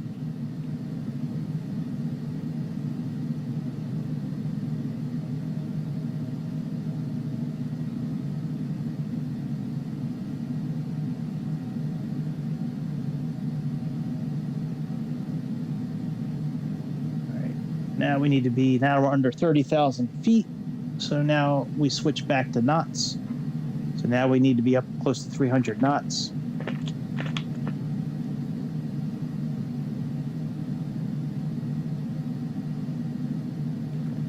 Now let me see what the barometric pressure is in Kansas City right now. Let me click on Navigraph. We can click on the 8. Now the ATC probably has it too. Let's see here. No, they don't have it. Usually they have it like as a ribbon, like a scrolling ribbon down here on the bottom. But all right, well, according to Navigraph, it's 3020. So let's go ahead and I'm not changing it yet. We're still in standard pressure, but with this plane, you can actually adjust it before. So right now we have the correct pressure, so now when we flip back over from standard to regular, it'll be at the correct pressure. Let's keep on increasing our speed because we need to be a little bit faster than this. We're doing a DME arc tonight. That's the ILS landing that I chose. Well, that's really the only ILS landing. You could do a DME arc from this side down here or this side here. So what I did, there's an airway we're on right now. It's airway J110. We'll take that airway to the VOR station at the airport, pick up CAC2, which is the initial airfix, do our DME, and then come in for the landing. We could have kind of gone around and just picked up this route here, but I was trying to do an actual approach with this. So you can see our airway is right here, A110. So we entered it at ALS. We're exiting it at GCK. And then our initial airfix is CAC2. I don't know why they have 10,000 feet there. We should be at 5,000 feet. But whatever. Well, I'm sure we will be just fine. And if we don't, we will make a circle and come back in and land accordingly. According to the VNAV screen, we're okay. Our arrow is still centered, which is good. Our speed is increasing, which is okay.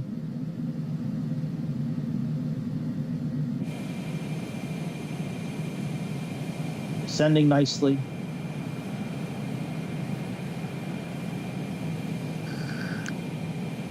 I do have live weather turned on, but even though this plane in real life landed probably about 20 minutes ago, I did not put the real time on.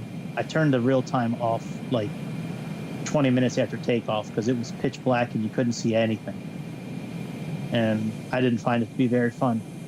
I still don't know why there are so many.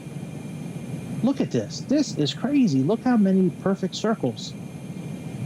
I mean, I understand it could be like farmland or some shit, but that is crazy that all across America, there are so many perfect circles. And perfect squares and perfect rectangles. And that shit is crazy. Even like the half circles there. There's pieces of pie. Look at that. That's like some alien shit, man. I'm gonna put my tinfoil hat on, man. Look at that. That's some Alex Jones circles right there.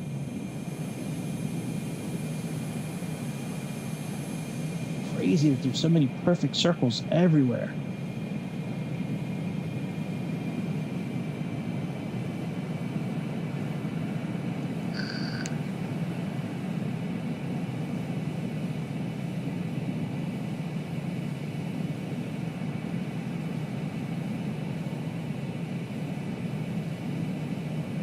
Hey, man, I don't know, but they exist in real life. I've flown over a good part of Western America and this part of America plenty of times. And yeah, man, that's what they look like from the sky. I don't know how they get those perfect circles, but it's all over the country. First time I saw it, I was flying from Chicago to Cabo San Lucas, Mexico. And when we were flying over like this part of the country and like Nevada and Arizona, and I was like, look at these circles. What the fuck? Like, what makes these perfect circles? I think it's like engines, like jet engines from like aliens and shit like that. Like the landing pads that they that extend out from their starships. All right, let's switch over our pressure.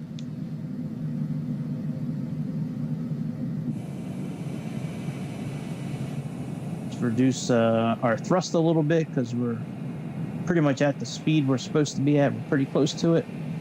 Could be, man. Could be some alien propaganda. It's just crazy that there's that many. Like, I understand most of it's probably farmland, but like just to have that many perfect circles like that are the same size. It's not like they're like different circles. Like most of them are like the exact same size. Crazy.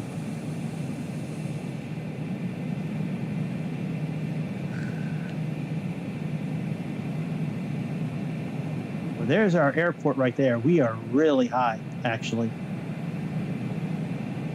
Our VNAV system did not descend us properly. We should be pretty close to 5,000 miles right now. So here's what we're going to do. We are going to go into heading mode.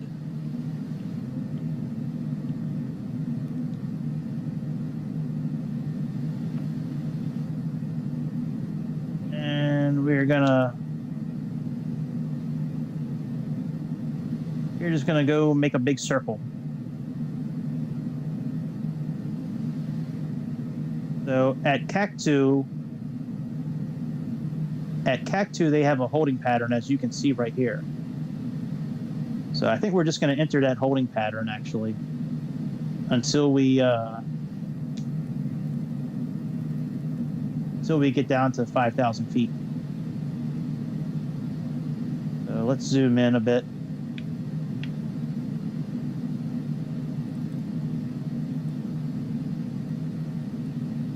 And we need to really reduce our thrusters, because we need to get below 250 here. And this is actually making right-hand pattern, so we actually need to do a teardrop. We need to do a parallel turn here coming up.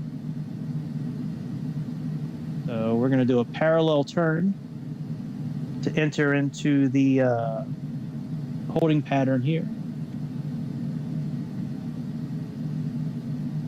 You know what? We might be okay, actually. Let me go ahead and you know what? Let's go back to nav mode. We might actually be okay, actually. Let's reduce our thruster some more.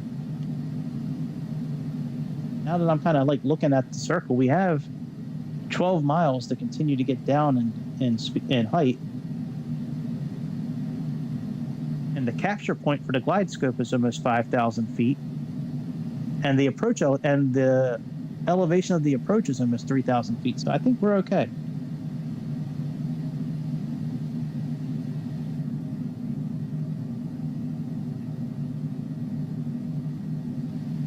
So we're going to stay in this nav mode here until we start making our turn towards the runway, and then we'll go ahead and switch into localizer mode.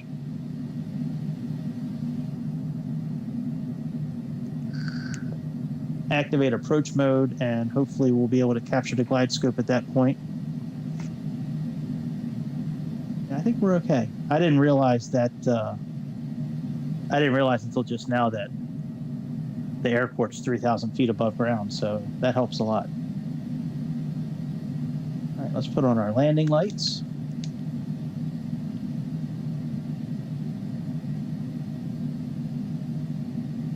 Our tail floodlight, put on our seatbelt signs.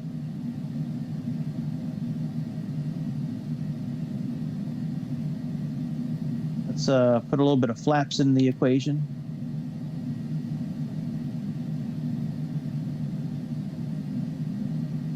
We can continue to slow down.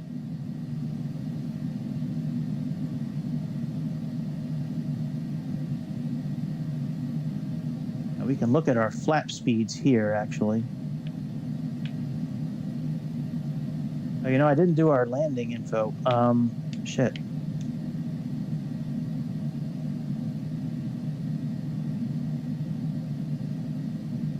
Load all that in.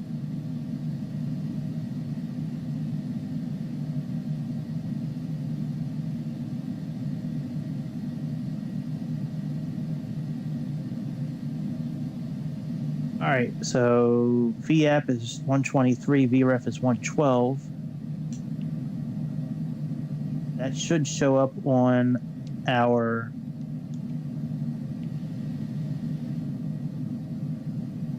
second. Performance, flap speeds.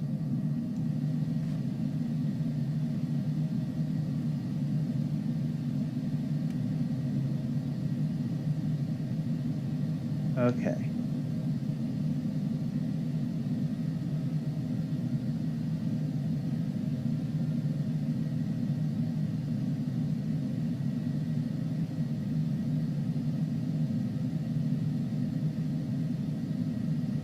All right, let's go into heading mode.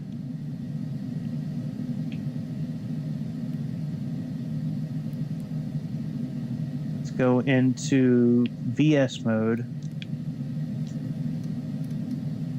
So 1,200 feet down.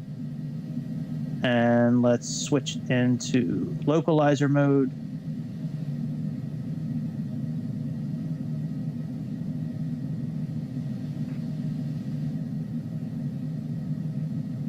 We are above the glide scope capture point. Yo, Freeze, it was cool. Thanks for stopping by tonight, man. I appreciate it. I just saw your message. I don't really know when you sent it, but yeah, man, thanks for stopping by. I appreciate it. Like I said, I'll sub to you when I'm done all this tonight. But yeah, check it out again. I appreciate it. All right, let's activate approach mode.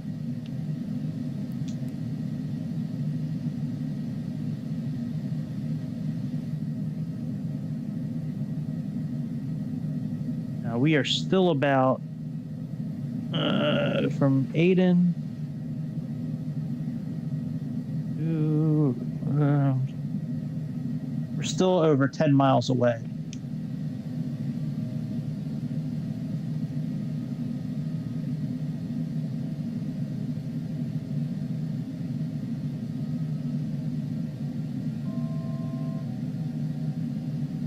All right, we captured the localizer,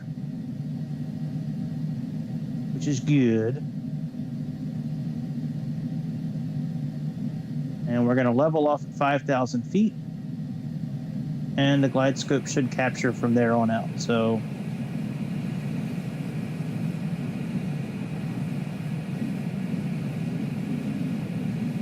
there's our runway.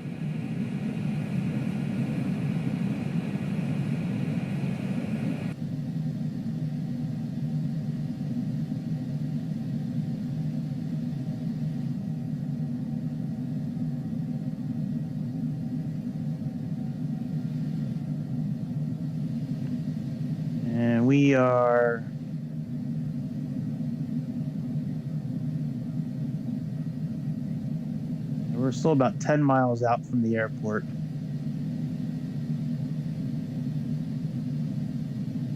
Need to continue to slow down. Yeah, once we hit Peeve, we're 10 miles out from the airport. Oh, no, we're not. I'm reading this wrong. We're only about 5 miles away from the airport. Sorry, the holding pattern is what I was looking at. Shoot.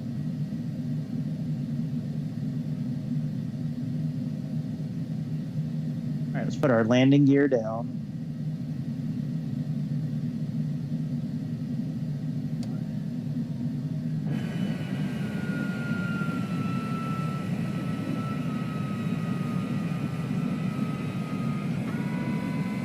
Flaps full.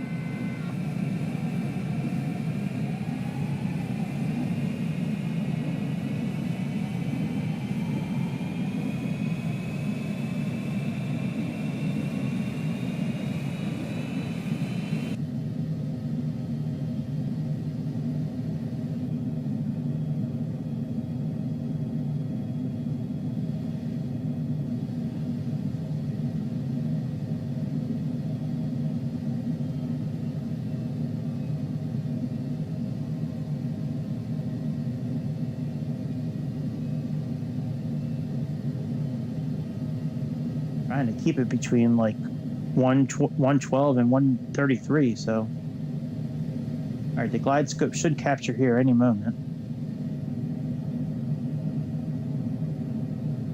Once that glide scope captures, then we can reduce our thrust a bit. So we're going to be descending. There we go. Glide scope is captured. Let's reduce our thrust a little bit.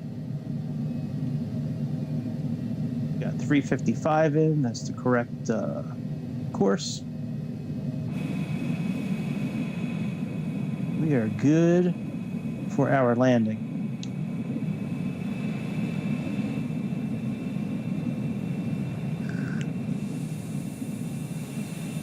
Here's one of them perfect circles right there. 2 of them. And all of them look like they have a little road that goes right to the center of it. It's so crazy. It's crazy, man. What's up with all these damn circles?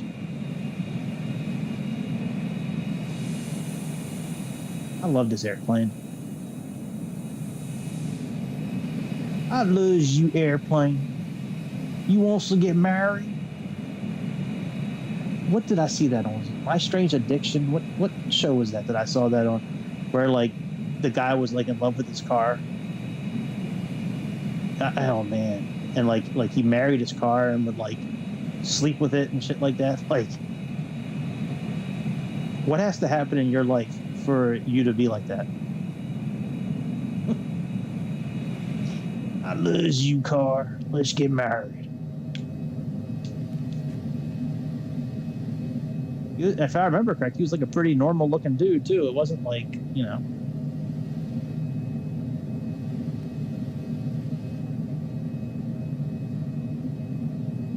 Oh my God.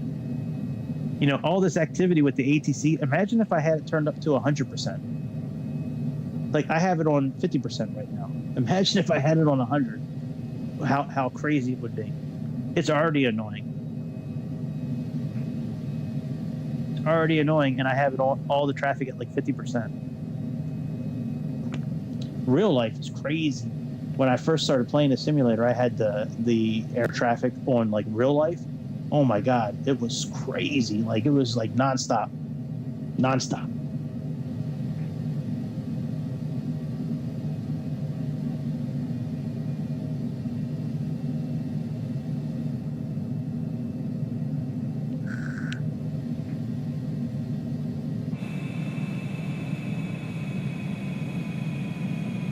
Slow down just a little bit.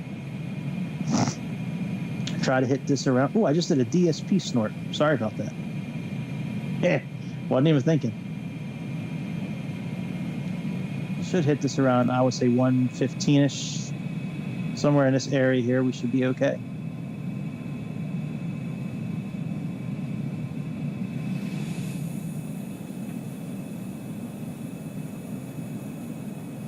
$200. I love these ILS landings because I can sit outside the airplane and watch it.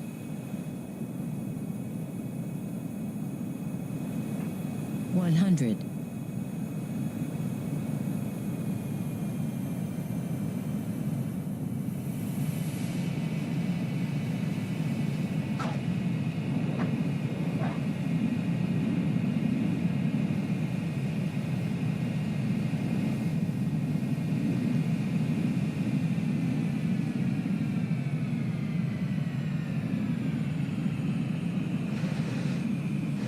We are off-roading like a mug. You see, we were on like 2 wheels. Wow, that was cool. All right, let's contact the air traffic controller and get...